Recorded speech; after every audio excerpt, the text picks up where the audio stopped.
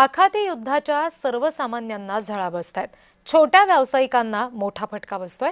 घरातून चपाती भाकरी बनवून विकणाऱ्या महिला अडचणीत आल्यात। व्यवसाय संकटामध्ये सापडलाय, त्यामुळे उत्पन्नावर परिणाम होतोय।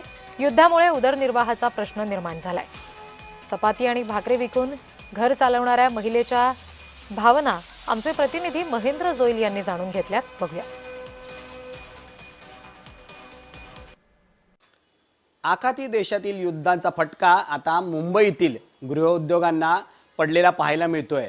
मी सध्या शिवडी या ठिकाणी आहे आणि या ठिकाणी घरगुती जे चपात्या बनवले जातात त्या व्यावसायिक आहेत, त्यांच्यासोबत आपण बातचीत करूया। ताई, काय सांगाल, सध्या काय परिस्थिती आहे आणि तुम्ही ह्या चपात्यांची जी ऑर्डर घेता त्या तुमच्या व्यवसायावर कसा परिणाम झालाय? माझा चपाती बनवण्याचा व्यवसाय गेल्या 22 वर्षापासून आहे।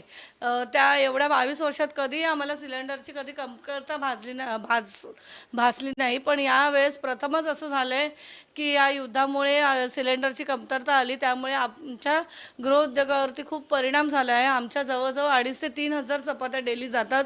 त्या आम्ही नायर हॉस्पिटल, रेल्वे कॅन्टीनला वगैरे पोहोचवतो किंवा दादरचे केम हॉस्पिटल, दादरचे जे छोटे मोठे हॉटेल्स आहेत त्यांना पोहोचवतो। पण आता सध्या ह्या सिलेंडरच्या कमतरतेमुळे आम्ही आमच्या ऑर्डरी पूर्ण 50% पेक्षाही कमी झालेल्या आहेत।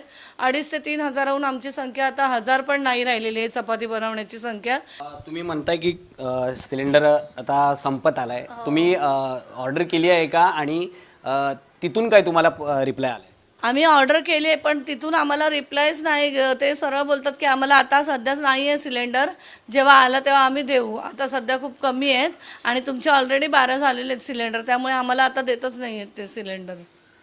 नक्कीच सिलेंडरची पण पूर्तता जी आहे ती होत नाही आहे आणि एकंदरीत यांनी ज्या बनवलेल्या चपात्या आहेत त्या एकंदरीत हॉटेलमध्ये जात आहेत आणि हॉस्पिटलमध्ये पण जात आहेत। त्यामुळे हॉस्पिटलमध्ये जे स्टुडंट आहेत त्यांनाही या सगळ्या चपात्या ज्या मिळणार नाही आहेत, त्यामुळे एकंदरीत त्रासच आहे तो सहन करावा लागणार आहे आणि यांच्या रोजगारावरही परिणाम जो आहे तो पाहायला मिळतोय। व्हिडिओ जर्नलिस्ट मनोज सोलंकीसह मी महेंद्र जोईल, जय महाराष्ट्र न्यूज, मुंबई।